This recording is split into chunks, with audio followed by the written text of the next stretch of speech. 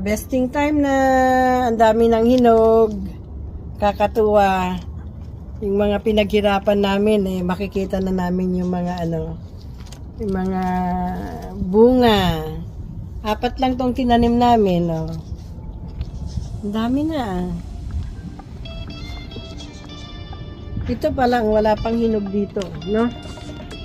Dami na rin ng bunga. Ay, oo. Oo, dati ito parang walang bunga. Ang dami, teka, ko din. Ang dami, nasa ilalim. Lalo na doon.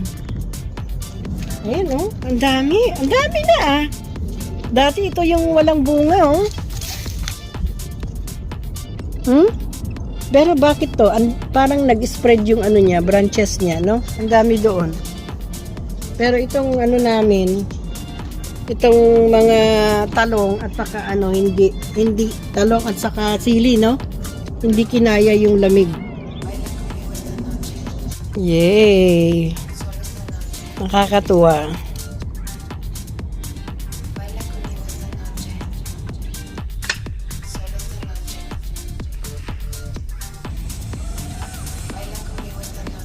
Kahit hindi hinog papa kung pwede nang kunin.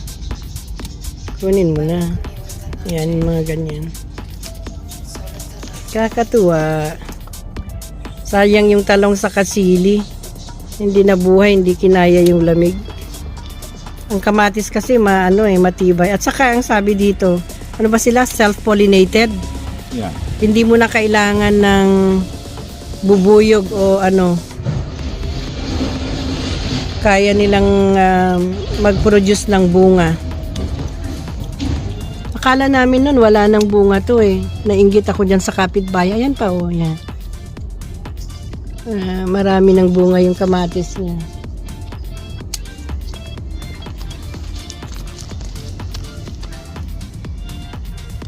Tamang-tama, wala nang kamatis.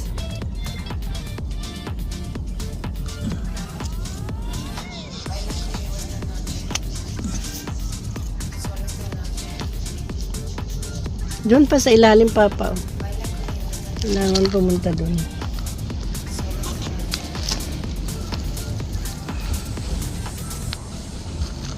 Ayun, sa ilalim. Nakita mo yun? Ay, hindi ko makita.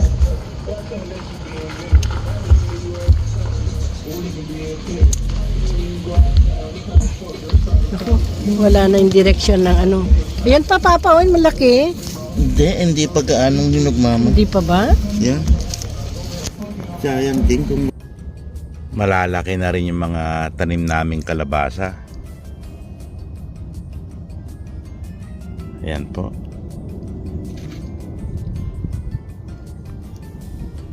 Pero hindi parehas ang mga paglaki nila.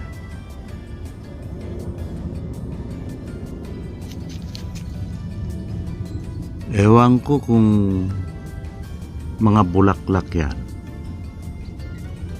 Parang bulaklak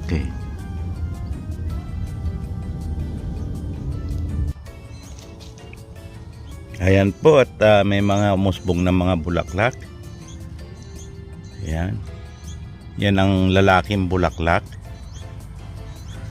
Tapos meron na ako nakitang rito.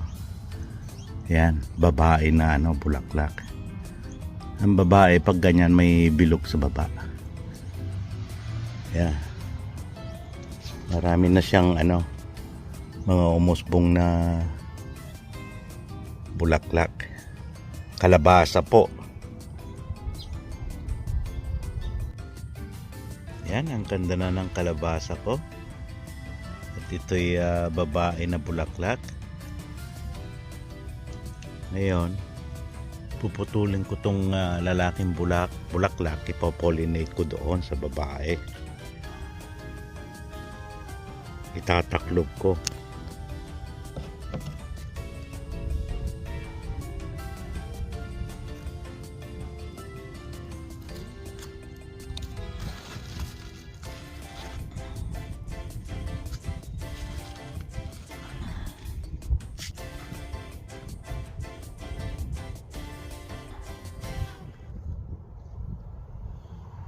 Yan.